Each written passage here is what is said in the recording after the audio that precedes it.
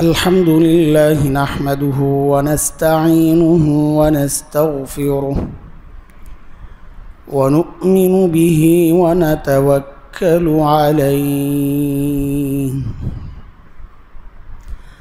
ونعوذ بالله من شرور أنفسنا ومن سيئات أعمالنا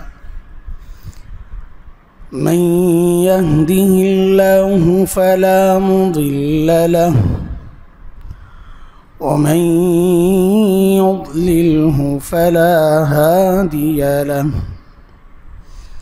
وأشهد أن لا إله إلا الله وحده لا شريك له وأشهد أن سيدنا وسندنا وحبيبنا ومولانا محمدا عبده ورسوله اللهم صل على محمد وعلى آل محمد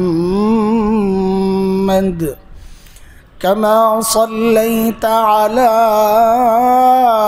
إبراهيم وعلى آل إبراهيم إنك حميد مجيد اللهم بارك على محمد وعلى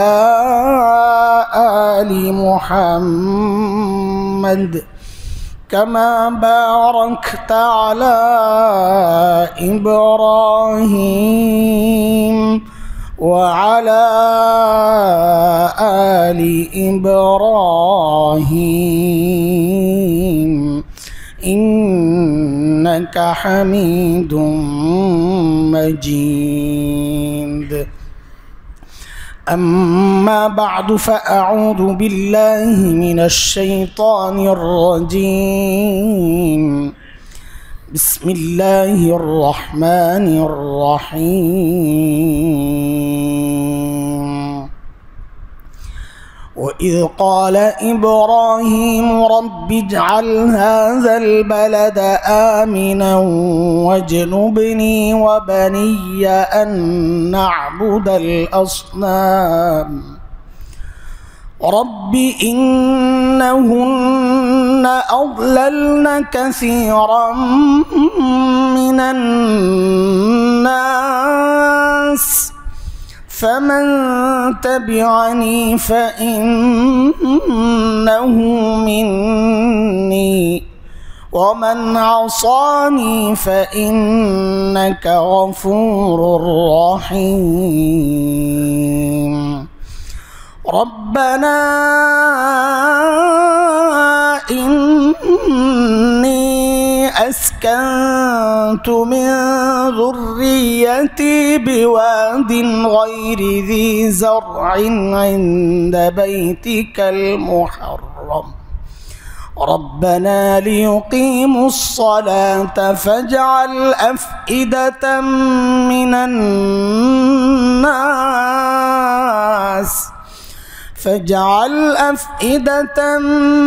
الناس تهوي إليهم وارزقهم من الثمرات لعلهم يشكرون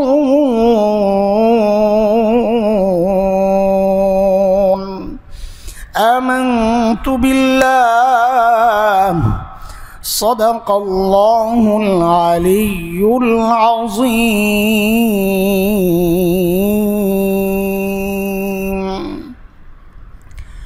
محترم মুসল্লিয়ান ইকরাম সূরা ইব্রাহিম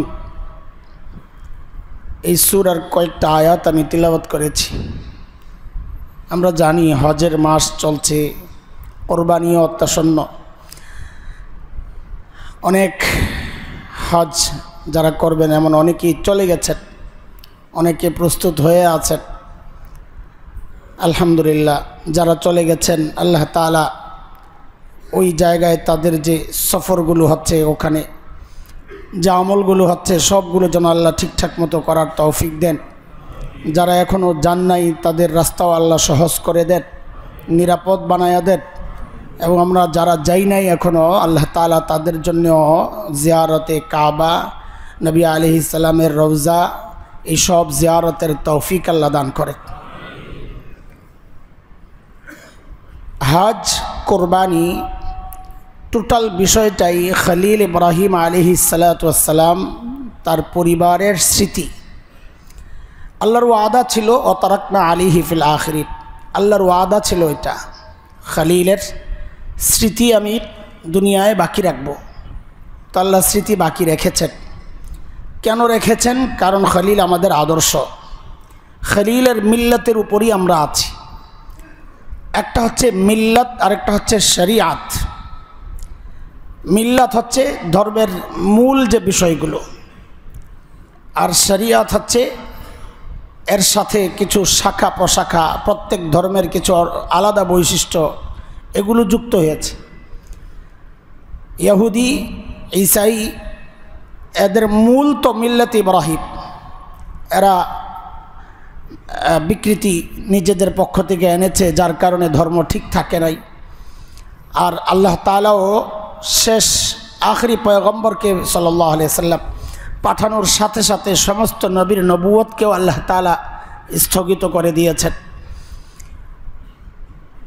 তো সবাই তো মিল্লাত ইব্রাহিমের উপর, আমরাও মিল্লাত ইব্রাহিমের উপর। এবং খলিল ইব্রাহিম আলাইহিস সালাম আমাদের নাম রেখেছেন মুসলমান। আমরা মুসলমান, এই নাম কার দেওয়া? খলিল ইব্রাহিমের। কোরআনে আসছে সূরা হজের মধ্যে, মিল্লাতা আবিকুম ইব্রাহিম ওয়া সাম্মাকুমুল মুসলিমিন। আমরা আমাদের পিতা, মুসলমানদের জাতির পিতা খলিল ইব্রাহিম, এবং আমাদের নাম মুসলমান রেখেছেন খলিল ইব্রাহিম। খলিল ইব্রাহিম বাইতুল্লাহর কাছে নিজের পরিবারকে নিয়ে যখন থাকা শুরু করলেন বা রেখে গেলেন, আবার চলে গেছিলেন সিরিয়ার দিকে, পরে আবার আসছেন, বাইতুল্লাহ বানাইছেন, লম্বা হিস্টোরি। এখানে খলিলের কিছু স্পেশাল দোয়া আছে নিজের পরিবারের জন্যে, সন্তানদের জন্যে। এই দোয়াগুলোর বক্তব্য থেকেই বোঝা যায় যে খলিল সন্তানের জন্যে আল্লাহর কাছে কি প্রত্যাশা করছেন। এটাই কিয়ামত পর্যন্ত মিল্লাত ইব্রাহিমের উপর যারা থাকবে, প্রত্যেক বাবা, প্রত্যেক মা, প্রত্যেক অভিভাবকের চাওয়াও এটাই হওয়া উচিত, আমার সন্তানের জন্য আমি কি চাই, সন্তানের ভবিষ্যতের জন্য কি কি তার দরকার, তার দুনিয়াও রক্ষা হয়, তার আখিরাতও রক্ষা হয়। আমরা 2 জুমা আগে আলোচনা করেছি, শুধুই দুনিয়া চাওয়া এটা আল্লাহর চাওয়া না। আল্লাহ বলেছেন কেউ কেউ আছে শুধু দুনিয়া চায়, কিছুই পায় না।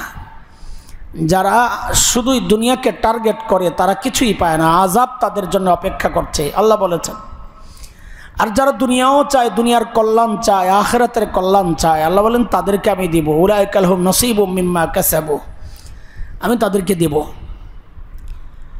তো খলিল আমাদেরকে শিখায়া গেছেন কি চাইতে হয় সন্তানের জন্যে, অনাগত ভবিষ্যতের জন্যে টার্গেট কি বানাইতে হয়। তো খলিল 1 নম্বর দোয়া করছেন আল্লাহর কাছে, রব্বি জাআল হাযাল বালাদা আমিনা, আল্লাহ আমার এই শহরকে আপনি নিরাপদ বানায়া দেন।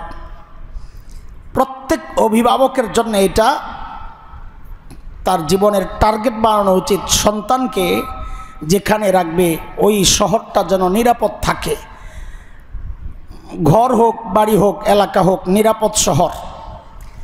এই নিরাপত্তা মানে দুনিয়ার পেরেশানির কারণে দুনিয়ার কোনো সমস্যা এটাও হইতে পারে, কিন্তু পরবর্তী দোয়া যেটা করেছেন খলিল, এর দ্বারা বোঝা যায় শুধু দুনিয়া না, আমার সন্তান যেন আখিরাতের কাজগুলো ঠিকঠাক মতো করতে পারে এমন একটা নিরাপদ শহর আমি চাই।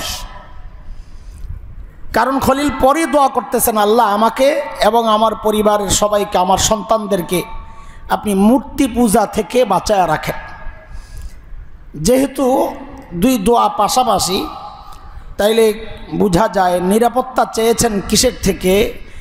সন্তান যেন পাপাচারে লিপ্ত না হয়, এমন পরিবেশ যেন এই শহর এখানে না হয়, এটা চেয়েছেন আল্লাহর কাছে। প্রত্যেক বাবা মার জন্য এটাই চাওয়া উচিত যে আমি যেই শহরে বসবাস করি, আমি যেই দেশে বসবাস করি, সেই দেশটা যেন দিন বিরোধী অবস্থা তৈরি না হয়। সেই দেশে এমন কোনো আইন না হয় যে আইন মানতে গিয়ে আমি আমার দিনকে ছাড়তে হয়। এটা প্রত্যেকটা অভিভাবকের মাথায় আনা উচিত। এটা শুধু মোল্লা মৌলবীদের জিম্মাদারি না ভাই। এটা যদি কেউ নিজেকে মনে করেন যে আমি মিল্লাত ইব্রাহিমের উপর আছি, আর এটাও মাথায় রেখেন, মিল্লাত ইব্রাহিমের উপর থাকা ছাড়া জান্নাতে যাওয়া যাবে না। মিল্লাত ইব্রাহিম এটা অনেক বড় কথা। মিল্লাত ইব্রাহিম, ইব্রাহিমী আদর্শ, এই আদর্শের উপর টিকতে না পারলে জান্নাতে যাওয়া যাবে না। মিল্লাত ইব্রাহিম, ইব্রাহিমী আদর্শের একটা মৌলিক বিষয় হচ্ছে আমার সন্তানের জন্যে একটা নিরাপদ আবাসস্থল, যেখানে সে নিরাপত্তার সাথে ঠিকঠাক মতো দিন চর্চা করতে পারবে, শিরিকের মুখোমুখি হবে না, শিরিক করতে বাধ্য হবে না, পাপাচারে লিপ্ত হবে না, দিন বিরোধী কিছু করতে সে বাধ্য হবে না। কাজেই আমরা যে এত চেঁচামেচি করি আপনাদেরকে নিয়ে, কেন করি দেখেন, এটা আমাকে শিক্ষা দেওয়া হয়েছে, আমি কোরআন থেকে এটা পেয়েছি। আমার খলিল, আমার বাবা, আমার ধর্মীয়, আমার জাতি, আমাদের পিতা খলিল ইব্রাহিম শিক্ষা দিয়েছেন যে সন্তানের জন্য কি চাওয়া উচিত, বাবার দিলে কি থাকা উচিত। সেটা হচ্ছে আমার সন্তান যেন নিরাপদে দিন চর্চা করতে পারে, পরিবেশটা যেন এমন থাকে। এটা আমরাও চাই, আমার এই দেশ যেন নিরাপদ থাকে। দেখেন আপনারা, আজকে ওই সেই এতদিন থেকে যেই গল্প আপনাদেরকে শোনাচ্ছি, যেই চিৎকার করছি, মিছিল হইল, মিটিং হইল, এত বড় সমাবেশ হইল, তাদের কত বড় স্পর্ধা। আজকে তাদের বিশেষ সমাবেশ ডেকেছে তারা, স্লোগান কি? বাবার সম্পদ, মানে সম্পদে, ঘরে, জায়গায়, সব জায়গায় সমান অধিকার চায় তারা, সমান অধিকার চায়। দেখেন অবস্থা। অথচ এই দাবিটা এদেশের মানুষের যতজন মুসলমান আছে, অন্য ধর্মের বাদ দিলাম, প্রত্যেক ধর্মওয়ালারাই তাদের ধর্ম অনুযায়ী চলতে চায়, সেটাও সমান অধিকার না। বাদ দিলাম ওদেরকে, যদি 90% ধরি, এই 90%-এর মধ্যে তাদের সংখ্যাটা কত? আমি তো চ্যালেঞ্জ করেছি যে সারা দেশ থেকে তারা যে কয়জন জড়ো করতে পারবে তাদের সমর্থক, বাংলাদেশের এমন কোনো ইউনিয়ন নাই, সেটা একদম প্রত্যন্ত অঞ্চলে, বর্ডার অঞ্চলে, সেই পাহাড়ি অঞ্চলে, জঙ্গলে, যেখানেই হোক, এমন কোনো ইউনিয়ন নাই যেখানে দিনের জন্য ডাক দিলে সংখ্যায় তার চেয়ে 10 গুণ বেশি মানুষ না পাওয়া যাবে। একটা ইউনিয়ন বলেছি, কোনো থানাও না, জেলাও না, কোনো বিশেষ অঞ্চলও না, একটা ইউনিয়নেও এতজন মানুষ পাওয়া যাবে। তারা সারা দেশ থেকে যেই কয়জন মানুষ জমা করেছে তার চেয়ে কমপক্ষে 10 গুণ বেশি মানুষ একটা ইউনিয়ন থেকে জমা করা যাবে। এই হচ্ছে তাদের অবস্থান। অথচ আস্ফালন দেখেন, মনে হয় যেন সারা দেশে তাদেরই জয় জয়কার, সারা দেশের মানুষ তাদের সাথে একমত। আরে বহু মানুষ আছে এমন, দিন চর্চা করে না, কিন্তু শরীয়তের বিরুদ্ধে কোনো আইন হবে এটাও বরদাস্ত করে না, এমন মানুষই বেশি। রাস্তায় যারা চলছে, নামাজ পড়বে না, নিয়ত করে ফেলছে আজকে নামাজ পড়বে না। কত মানুষ আছে না রাস্তায়, হাজারো মানুষ, কয়জন ভিতরে, বাইরেই তো বেশি। অথচ তাকে যায়, তার সামনে যায় নবী আল্লাহকে নিয়ে একটা কটূক্তি করেন, দেখেন সে আপনাকে খুন করে ফেলবে। এটা হচ্ছে এদেশের মানুষের অবস্থা। দিন চর্চা করে না বেশিরভাগ মানুষ। এটা দেখেই যদি তোমরা মনে করো যে আমাদের মতের মানুষ বেশি, তো তুমি বোকার স্বর্গে বাস করতেছ। হ্যাঁ, এগুলো গোয়েন্দা সংস্থার তো জানা আছে নিশ্চয়ই, না জানেন না তারা? হ্যাঁ, সব বের করে ফেলেন আপনারা, এগুলা বের করতে পারেন না। যদি বের করেন, না করলে করেন, না করলে তদন্ত করেন, দেশের মানুষের পালস বোঝার চেষ্টা করেন, এদেশের মানুষের ইমান, আকিদা, চিন্তা, চেতনা, এদেশের মানুষের উপলব্ধি, মনোভাব বুঝার চেষ্টা করেন, মুসলমানদের পালস বুঝার চেষ্টা করেন। যদি না পারেন তো আমাদেরকে বলেন, আমরা আপনাদেরকে সহযোগিতা করি। আর যদি বুঝে শুনে এমনটা করে থাকেন তো আপনাদের পরিণাম, পরিণতি তাই হবে অতীতে যা হয়েছে। কথা স্পষ্ট, এখানে কোনো রাগঢাক করে লুকোচুরি করে কিছু বলার নয়, আমি প্রকাশ্যেই বলতেছি। আপনাদের অবস্থা ও পরিণতি তাই হবে, অতীতে যা হয়েছে বরং তার চেয়ে আরও ভয়ঙ্কর চেহারা আপনাদেরকে দেখতে হবে ইনশাআল্লাহ। এটা স্পষ্ট কথা। আমি আমার সন্তানকে নিরাপদ শহরে রাখার জন্যে, এটা আমি বাবা হিসাবে, আমি একজন অভিভাবক হিসাবে আমার এটা চাওয়া, এটা আমার অধিকার, এটা আমার অধিকার। ওরা নারী অধিকারের কথা বলে বলে এত কিছু করলো। এদেশের অধিকাংশ মেয়েরা, আর আপনি শহর দেখলে বুঝবেন না, শহর দিয়েই আপনি সব কিছু যাচাই বাছাই করেন না। এদেশের অধিকাংশ নারীরা পর্দানশীল, পর্দা করে। গ্রামে যায় দেখেন অধিকাংশ, বিশেষ করে একটু বয়স হইলেই তারা পর্দা করে। হ্যাঁ, গ্রামের বিশেষ করে গ্রামের মহিলারা। শহরেও আমরা এখন অনেক দেখি আলহামদুলিল্লাহ, ইউনিভার্সিটি কলেজে মেয়েরা পর্দা করে আসতেছে আলহামদুলিল্লাহ, আল্লাহ শুকর। আচ্ছা, অধিকাংশ ধরলাম না, বহু মানুষ তো পর্দা করে নাকি? বহু মানুষ তো পর্দা করে। এই সংখ্যাটা এদের চেয়ে তো অবশ্যই বেশি হবে, তাই না? হ্যাঁ হ্যাঁ, আপনাদের কি মনে হয়? তো এই যে পর্দা, এই যে একটা বিশেষ পোশাকে নিজেকে আবৃত করা, এটা তার অধিকার কিনা বলেন আপনারা? এটা তার অধিকার? যদি এটা তার অধিকার হয়, তাইলে এই পর্দা নিয়ে তাদের এই সংস্কার যে রিপোর্ট, যে সুপারিশ, সেখানে পর্দা নিয়ে কেন সুপারিশ করা হলো না যে কোনো নারী যদি পর্দা করতে চায়, সে হিজাব পরতে চায়, তাকে বাধা দেওয়া হবে না, তার শরীর থেকে হিজাব খোলা যাবে না, মুখ থেকে হিজাব খোলা যাবে না, এটা তার অধিকার। এই কথাটা সেই সংস্কার কমিশনের রিপোর্টে কেন যুক্ত হইল না?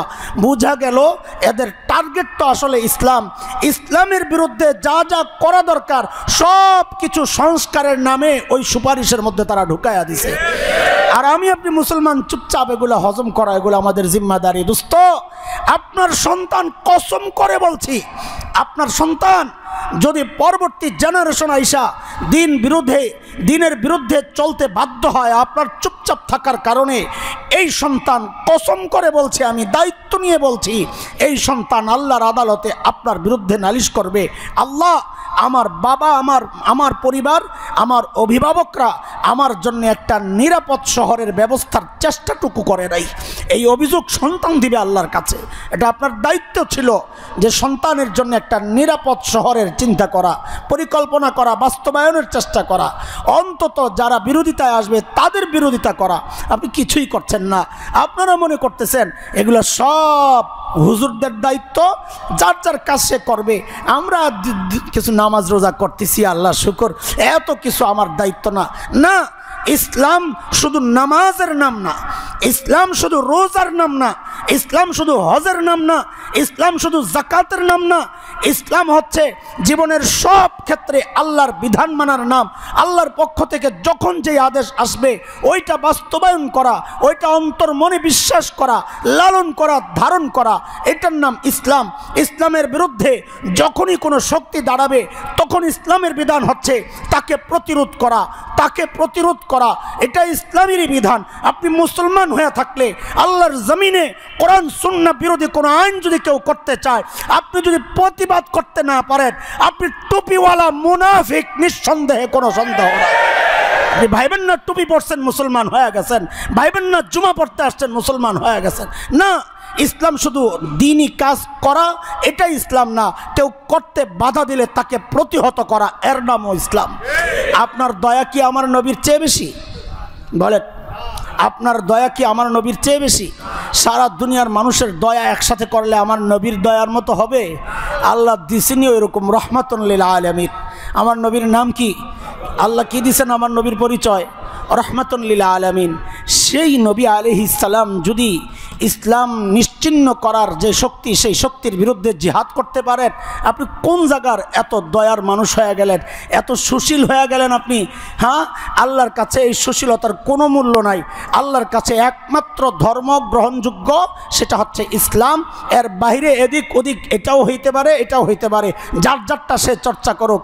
আপনি মুসলমান এই কথা বলতে পারেন না, আপনি মুসলমান এই কথা বলতে পারেন না। যার যারটা সে চর্চা করুক, সেটা এক কথা, আর ওইটাও ঠিক এটাও ঠিক হইতে পারে।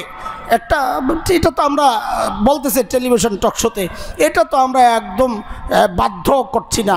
কেউ যদি চায় বাবা সন্তান আর মেয়ে আর ছেলেকে সমান সমান দিতে পারে। কত ইজি করা হচ্ছে বিষয়টাকে আপনার সামনে। শুরুটা এমনই হয়, শুরুটা এমনই হয়, এই সুযোগ দিলেই তো বহু মানুষ আছে দিন বুঝে না, তারা বলবে যেহেতু অপশন আছে আমি এই অপশনটা নিলাম, ইমানটা হারায় ফেলবে। সে জানেও না এই আইন করার কারণ ইমানটা হারায় ফেলবে, অথচ সে জানেও না, আপনার সন্তান জানেও না বিষয়টা।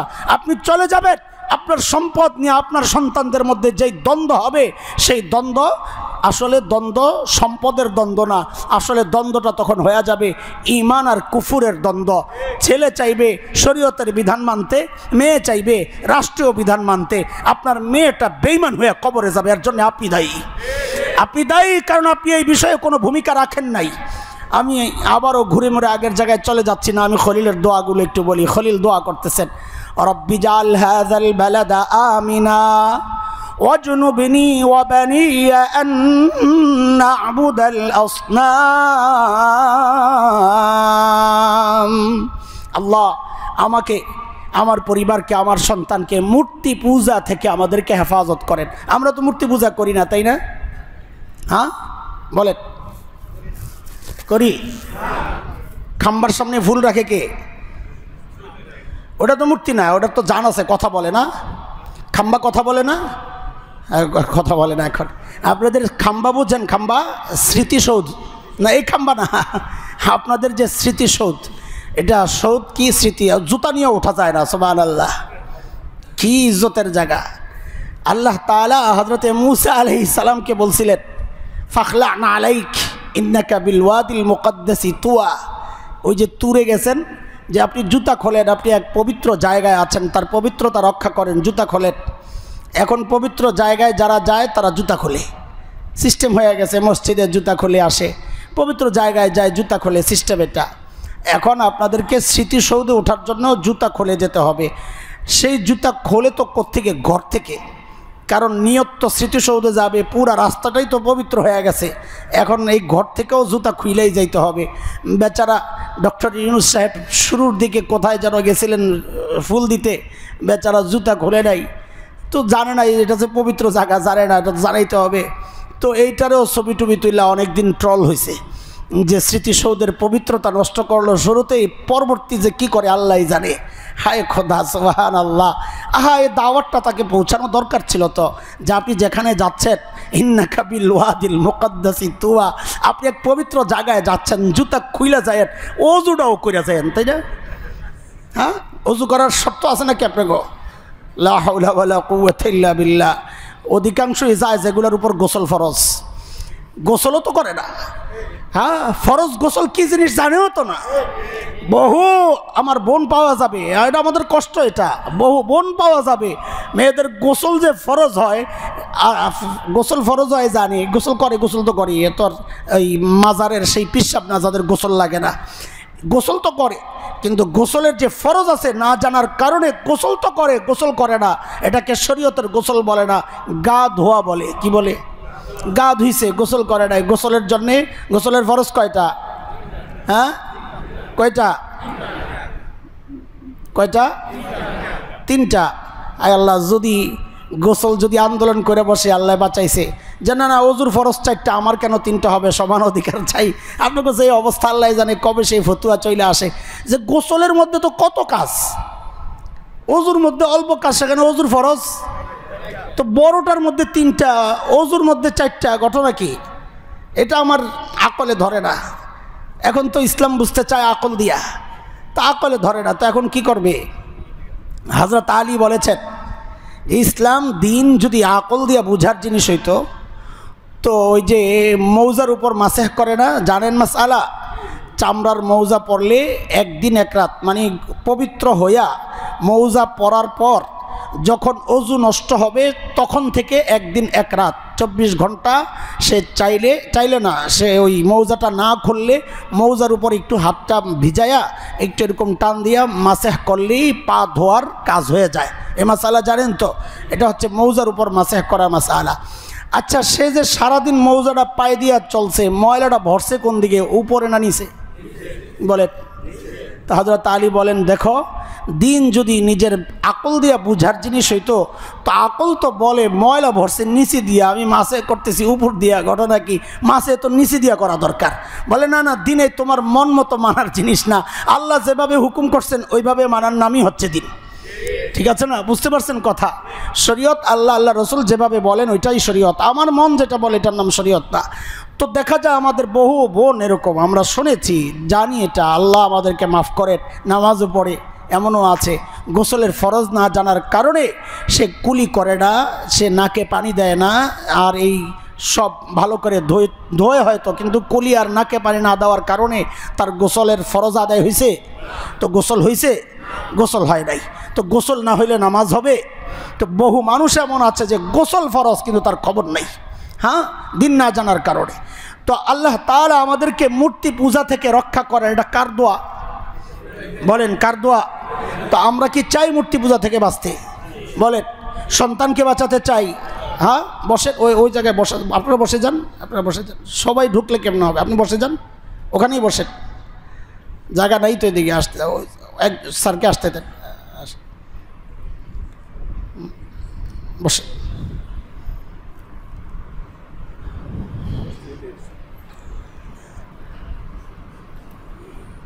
আমরা মূর্তি পূজা করি না, আমি আপনি মূর্তি পূজা করি না, এই যে দাবিটা করছি, আমার মাথায় একটা জিনিস ঢুকে আছে, সেটা হচ্ছে মূর্তি পূজা মানে মন্দিরে যাওয়া, মূর্তি পূজা মানে মূর্তির সামনে যাওয়া লুটায়া পড়া না। আমি আপনি মূর্তি পূজা করি, মূর্তি পূজা করি, আমাদের ধরনটা ভিন্ন। শয়তান এত বোকা না যে মুসলমানকে মূর্তি পূজা করানোর জন্যে ওই মন্দিরে নিয়ে যাবে। শয়তান এত বোকা না, হলো চরম বাটপার। কি না চালাক? আগে বুঝাইছি আপনাদেরকে, শয়তান চালাক না বাটপার? বাটপার, চালাক না। চালাক হলে আল্লাহর হুকুম মানত। তো ও এত বোকা না যে আমাকে আপনাকে মূর্তি পূজা করানোর জন্য কই নিয়ে যাবে? মন্দিরে নিয়ে যাবে না। না, ও আমাকে আপনাকে মূর্তি পূজা করানোর জন্য মন্দিরে নেবে না, ও আমাকে আপনাকে মূর্তি পূজা করাবে ঠিক, কিন্তু ভিন্ন ভিন্ন প্রক্রিয়ায়। কেমনে? মাঝে মধ্যে আংটি ধরাইয়া দিবে। কি ধরাইয়া দিবে? বুঝেন নাই? আংটি ধরাইয়া দিবে। 10 আঙ্গুলে 10টা, আপনাদেরকে গল্প শোনাইছি আমাদের মসজিদেরই মুসল্লি, 10 আঙ্গুলে 10 আংটি। জিজ্ঞেস করলাম, ভাই আপনি কি আংটির ব্যবসা করেন? তো অবাক হয়েছে। কেন জিজ্ঞেস করলেন? যে এই যে এগুলো কি স্যাম্পল না? না না। তো তুই বলে এই 10টায় 10 কাজ করে। তো একটা শোনায়, সুস্থতার জন্যে, বিপদ থেকে বাঁচার জন্যে, শাশুড়ি দমন, বউ দমন, শত্রু দমন, ব্যবসায় উন্নতি, আরও যা আছে সব মিল্লা 10টা। তা আমি বলি যে 10টার সাথে একটা ফ্রি, এটা জানেন না, একটা পাইকারি রেট আছে না? তো আল্লাহর বান্দা আমার কথার খোঁচাটা না বুঝে মনে করছেন আরে হুজুর তো অনেক কিছু জানে, মনে হয় 10টা ব্যবহার করলে আরও একটা স্পেশাল কোনো লাভ থাকতে পারে। সেটা কি? আমার খুব আগ্রহ নিয়ে জিজ্ঞেস করতেছে, হুজুর ওইটা কি? আরেকটা তো লাভ আছে, ওইটা কি? তাই আমি বলি যে 10টা মিলে আরেকটা লাভ যেটা হয়েছে আপনার, সেটা হলো আপনার ইমানটা খায়া ফেলছে। কি খায়া ফেলছে? কারণ যদি কেউ বিশ্বাস করে এই পাথর তার বাচ্চা দিবে, এই পাথর তার ব্যবসার উন্নতির কারণ হবে, এই পাথর তাকে নিরাপত্তা দিবে, শত্রু থেকে রক্ষা করবে, বউকে নিজের অনুগত রাখবে, শাশুড়ি অনুগত রাখবে, ভাই বোন অনুগত রাখবে, শত্রুকে ঠেক দিবে, এই বিশ্বাস যদি কেউ করে, তা আপনার ওই মন্দিরে যায় মূর্তি পূজা করার দরকার নাই। আপনি তো মন্দিরের মূর্তি হাতের আঙ্গুলে নিয়ে ঘুরতেছেন। শয়তান এত বোকা না, শয়তান বাটপার। ও চিন্তা করছে আরে এদেশের মানুষকে, মুসলমানকে আমি মূর্তি পূজা কেমনে করাবো, ওকে তো আমি ঢাকেশ্বরে নিতে পারবো না। তো বুঝাইছে আরে অনেক বড় এক বুজুর্গ থাকে সিলেটে। কোন জায়গায়? সিলেট, শাহজালাল ইয়ামানির মাজার। তুমি নির্বাচন করবা, তো ওখান থেকে একটু দোয়া নিয়ে আসো। গত নির্বাচন যেটা ডেট হয়েছিল, যেটা হয়েছে যাই হয়েছে, আমাদের এক বড় নেতা, আমি নাম বলছি না আপাতত, তিনি গেলেন ওখানে। এসে কি বললেন? এসে বললেন যা বলার আমি বাবাকে বলে আসছি।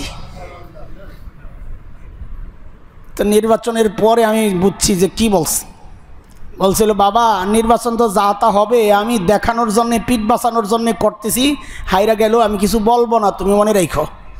বাবার ওইটাই বলে আসছে। কি বলছে আল্লাহ জানে। গাধা কথাকার, তোমার জন্য মসজিদ নাই আল্লাহর কাছে চাওয়ার জন্যে? হ্যাঁ, তোমাকে নির্বাচনে জয় দিবেন কে? আল্লাহ নয় বাবা। আরে ক্ষমতায় কে বসা? জোরে বলেন না, কে বসান? ক্ষমতায় বসান আল্লাহ, এটা আল্লাহর চ্যালেঞ্জ। আল্লাহ আমার নবীকে বলেছেন, আপনি বলে দেন, কুলিল্লাহুম্মা মালিকাল মুলক তুতিল মুলকা মান তাশা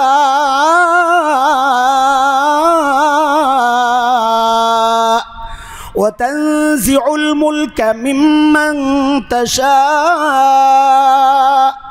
وتعز من تشاء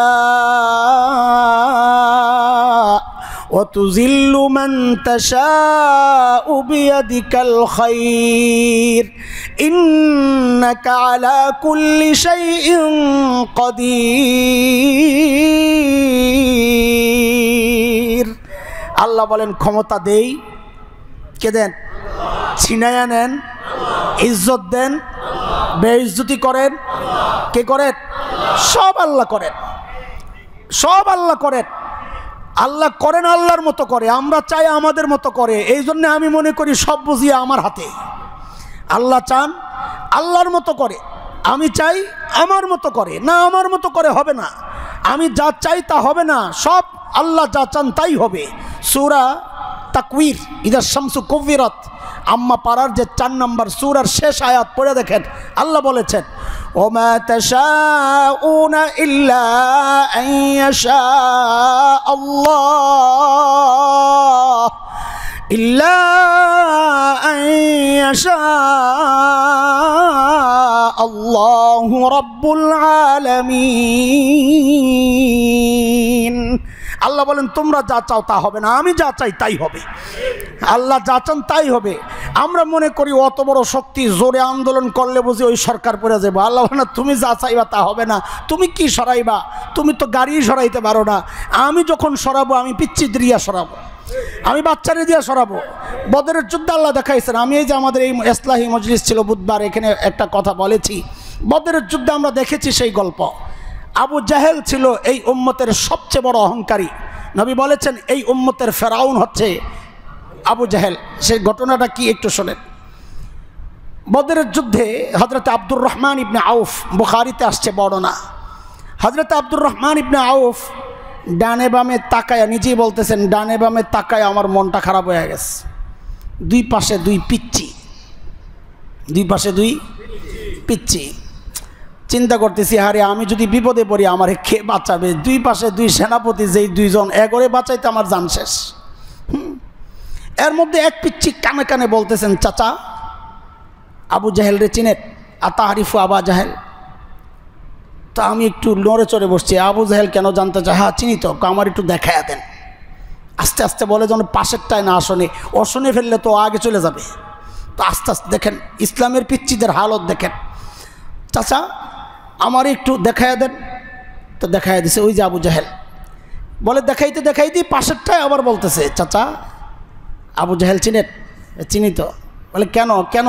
ওকেও জিজ্ঞেস করছে কেন? তো দুইজনের একই জবাব শুনেছি, আবু জাহেল নাকি আমার নবীকে অনেক গালাগালি করছে, কষ্ট দিছে। হাদিসের একটা শব্দ আছে, ইয়ামুতুল আজালু মিন্না, যারা আরবি জানেন তারা বুঝছেন। ইয়ামুতুল আজালু মিন্না, আজকে যার মৃত্যু আগে লেখা সেই মরবে। আমরা বাংলায় বলি আজকে হয় আমি গেছি নয় তোরে খাইছি, আল্লাহু আকবার বলি না? ওইটা বইলেই বলে হযরত আব্দুর রহমান ইবনে আউফ বলেন, দুইজনের এই জিজ্ঞাসা শুই না আমার মনে আমি একটু সাহস পাইছি, আরে আমি তো জেনতেন পিচ্চিদের মাঝখানে না। বলে আমি বলতে দেরি, সাকার আসছে শব্দ, বাস পাখির মতো তারা ছো মেরে যায় একদম আবু জাহেলের উপর ঝাঁপায়া পড়ছে। দুইজনে কোপ দিয়া ফালাই দিছে। আরে দুইজন তো ছিল পায়ে, আরে ঘোড়াই তো ছিল মাত্র 3টা। তো এদের পিচ্চিদের কাছে তোর ঘোড়া থাকার কথা না। বলে দুইজনে দৌড় বেড়ে যা আবু জাহেলরে এমন এক মাইট দিছে, আবু জাহেল পড়ে গেছে। এই দুই পিচ্চি ছিল হযরত মুআজ আর মুআউযিজ। হযরতে আফরা রাদিয়াল্লাহু আনহা, আমি বলি রত্নগর্বা মা, 7 ছেলে 2 সংসারের। এক স্বামী ছিল হযরতে হারিসের 3 ছেলে ছিল, আউফ, মুআজ, মুআউযিজ। আরেক স্বামী ছিল পরবর্তী বুকাইর ইবনে ইয়ালিল। এই স্বামীর ঘরে 4 ছেলে, ইয়াস, আকেল, খালেদ, আমের। আল্লাহু আকবার। হযরতে আফরার 7 ছেলেই বদরের যুদ্ধে অংশগ্রহণ করছে। রত্নগর্বা মা খুঁজে পান না, এই যে রত্নগর্বা মা, যার 7 ছেলে বদরের যুদ্ধে অংশগ্রহণ করছে। আল্লাহু আকবার। ওই দুইজন যায়া যখন হামলা করছে পড়ে গেছে। আরেক মুআজ ছিলেন সাহাবী, একটু পায়ে সমস্যা, আমরা বলি ল্যাংড়া সাহাবী, হযরত আমর ইবনুল জামুহ রাদিয়াল্লাহু আনহু। আমর ইবনুল জামুহের ছেলে ছিল হযরতে মুআজ, উনিও মুআজ। এই মুআজ যায় বাকি কাজ সারছে। যুদ্ধের শেষের দিকে নবী আলাইহিস সালাম বলতেছেন, এই আবু জাহেলের খবর লাগাও, কই আছে, কি অবস্থা। সাহাবীরা তালাশ করতেছে। হযরত আব্দুল্লাহ ইবনে মাসউদ গেছেন, আবু জাহেলরে পাইছেন, যায়া বুকের উপর পাড়া দিছেন। পাড়া দিয়া দাড়ি ধইরা বলতেছেন, আখজাকাল্লাহু ইয়া আদুওয়াল্লাহ, ও আল্লাহর দুশমন, আল্লাহ তোকে বেইজ্জতি করেন। আবু জাহেল নিচের থেকে বলে, এটা কিসের বেইজ্জতি? আমার গোত্রের মানুষ আমারে মারছে, এরকম তো হইতেই আছে আরবে, এটা তো কোনো বেইজ্জতির কিছু না, বরং আমার চেয়ে দামি মানুষ তোমরা আর জিন্দেগিতে কাউরে মারো নাই, এটা তোমাদের জন্য একটা সুখের বিষয়, আমার জন্য বেইজ্জতির বিষয় না, আমি তো দামি মানুষ।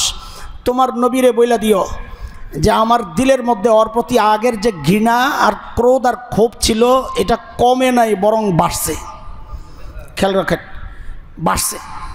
আমাকে মারবা তো মারো, কাইটো একটু নিচের থেকে, ডাবায়া কাইটো নিচের দিকে গলার। কেন?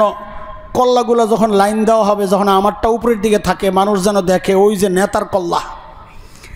তার মানে কি, জীবনের শেষ পর্যন্ত অহংকারের সর্বোচ্চটা দেখায় সে মৃত্যুবরণ করছে। হযরত আব্দুল্লাহ ইবনে মাসউদ গেছেন নবী আলাইহিস সালামের কাছে, যায়া নবী আলাইহিস সালামের কাছে গল্প শোনাইতেছেন, ইয়া রাসূলুল্লাহ, আবু জাহেল শেষ, সে মরার সময় এই কথা বলছে। তো নবী বলতেছেন, এই কথাটা বুঝে নবী বলতেছেন যে এটা এই উম্মতের ফেরাউন, তবে ওই উম্মতের ফেরাউনের চেয়ে এই উম্মতের ফেরাউনের কুফরি ছিল আরও মারাত্মক। কেন? কারণ ওই মূসার ফেরাউন, যেটা হযরতে মূসা আলাইহিস সালামের সাথে যেই ফেরাউন ছিল, ওই ফেরাউন কিন্তু মৃত্যুর সময় ঈমান আনছিল। মৃত্যুর সময় আযাব দেখে বলছে, আমানতু বিল্লাহ, আমি ঈমান আনলাম। তো আল্লাহ হযরত জিবরাইল মুখের মধ্যে মাটি দিয়ে দিয়েছেন, এখন ঈমান আনার সময়। তো ওই ফেরাউন তো মৃত্যুর চেহারা দেখা ঈমান আনছিল, অথচ এই ফেরাউন মৃত্যুর সময়ও বলতেছে আমার ঘৃণা কিন্তু আরও বাড়ছে। তাহলে এই ফেরাউনের কুফরি আরও মারাত্মক না? অহংকার মারাত্মক পর্যায়ের। এই উম্মতের সবচেয়ে ভয়ঙ্কর অহংকারী হচ্ছে আবু জাহেল। আল্লাহ মারাইলেন কারি দিয়া। হযরত আব্দুল্লাহ ইবনে মাসউদ, তিনি শেষ, একটু জান ছিল তো, ওই জান তিনি শেষ করছেন, একদম জবে করছেন। হযরত আব্দুল্লাহ ইবনে মাসউদ হচ্ছেন এই উম্মতের সবচাইতে নিরীহ, একেবারে নিরহংকার মানুষ। আমরা বলি আরবিতে মুতাওয়াদি'। প্রমাণ, মক্কায় নবী আলাইহিস সালাম জিনদের সাথে দেখা করতে যাবেন। তো নবী আলাইহিস সালাম বলছেন, আরে যার দিলের মধ্যে বিন্দু মাত্র অহংকার নাই, আমার সাথে সে যাবে। দাঁড়াও, কে আছো? যার দিলের মধ্যে বিন্দু মাত্র অহংকার নাই। তো হযরত আব্দুল্লাহ ইবনে মাসউদ দাঁড়াইছেন। আচ্ছা, যদি বিন্দু মাত্র অহংকার থাকতো, নবী থামাইয়া দিতেন না? এই না, বসো, তুমি যা মনে করতেছো বিষয়টা এমন না, একটু আছে। নবী আলাইহিস সালাম জানেন ওহির মাধ্যমে কার দিলের মধ্যে বিন্দু মাত্র অহংকার নাই। এটা তো শুধু জানেন কে? আল্লাহ জানেন। তো নবীর তো জানার কথা না, নিশ্চয়ই আল্লাহ জানাইয়া দিয়েছেন। নবী আলাইহিস সালাম হযরত আব্দুল্লাহ ইবনে মাসউদকে নিয়েই গেছেন। তো কি বোঝা গেল? এই উম্মতের সবচাইতে বিনয়ী হযরতে আব্দুল্লাহ ইবনে মাসউদ রাদিয়াল্লাহু আনহু।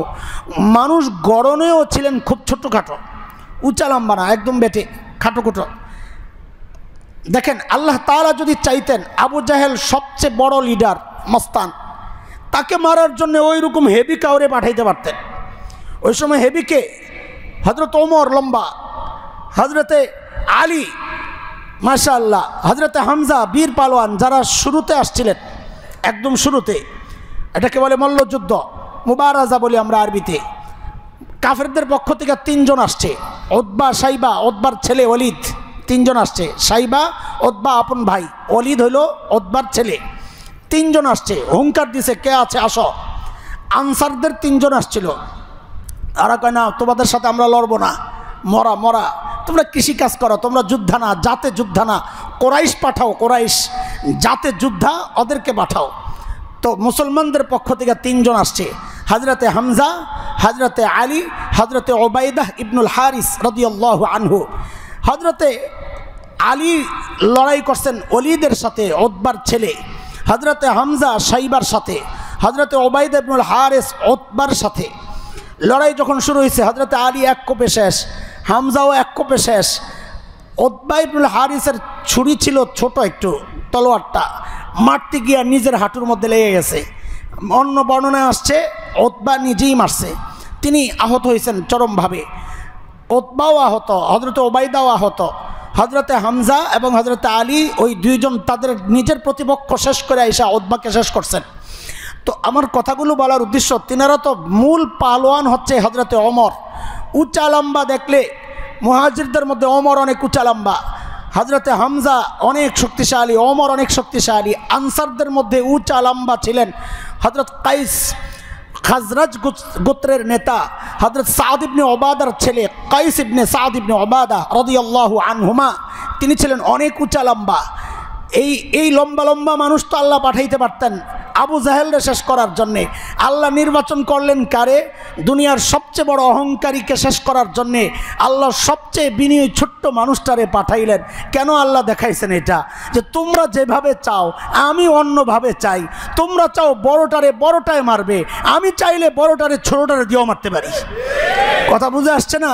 আপনারা কি চিন্তা করেন জানি না, আসলে হইব তো ওইটাই, আল্লাহ যা চান। কথা অনেক দূর চলে গেছে, ক্ষমতায় বসানকে ওখান থেকে আসছিলাম।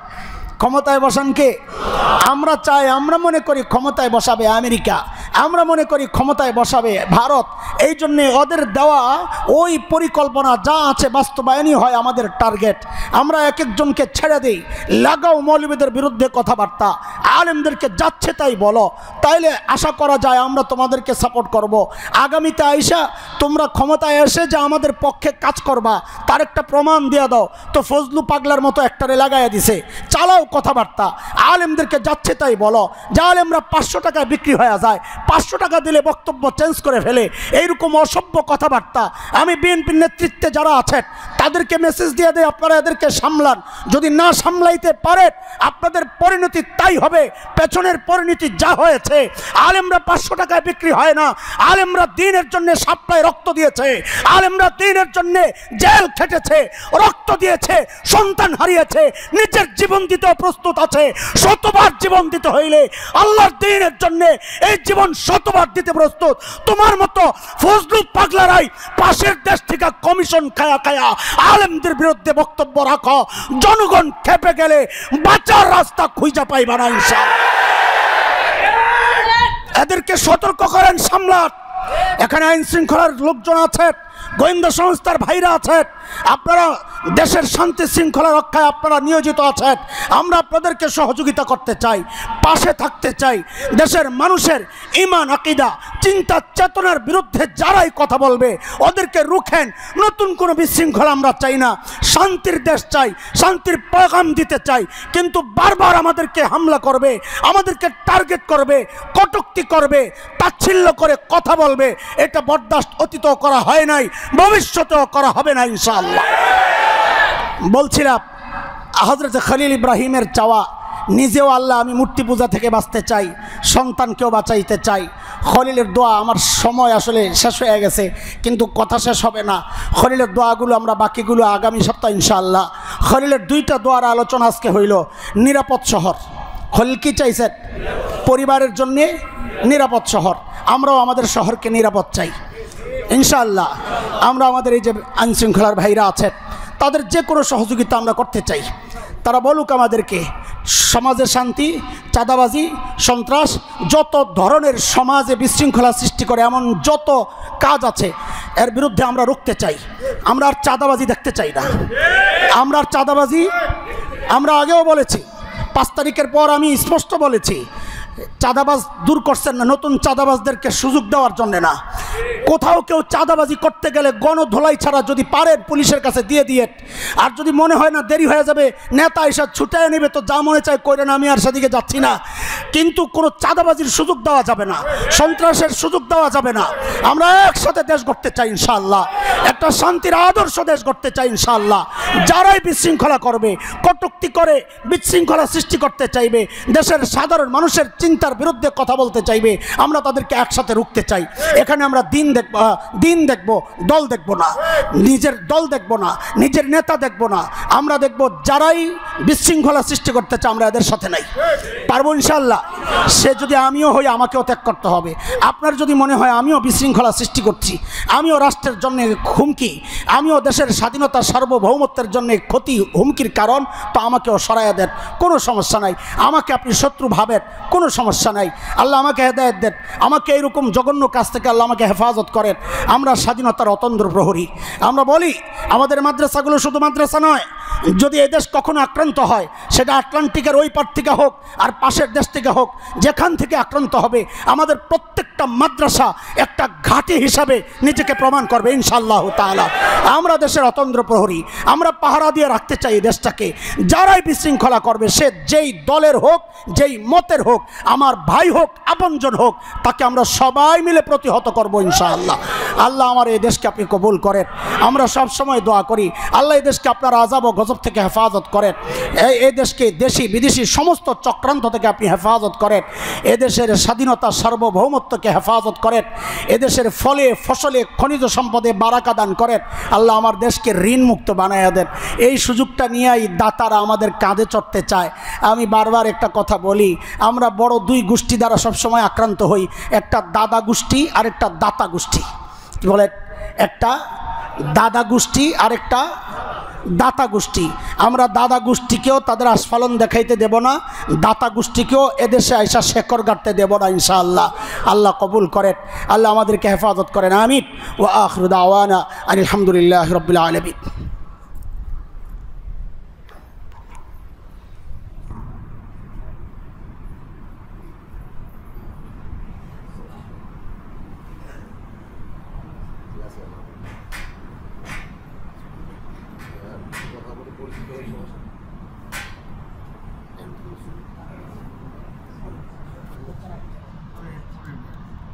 বলে দেখছি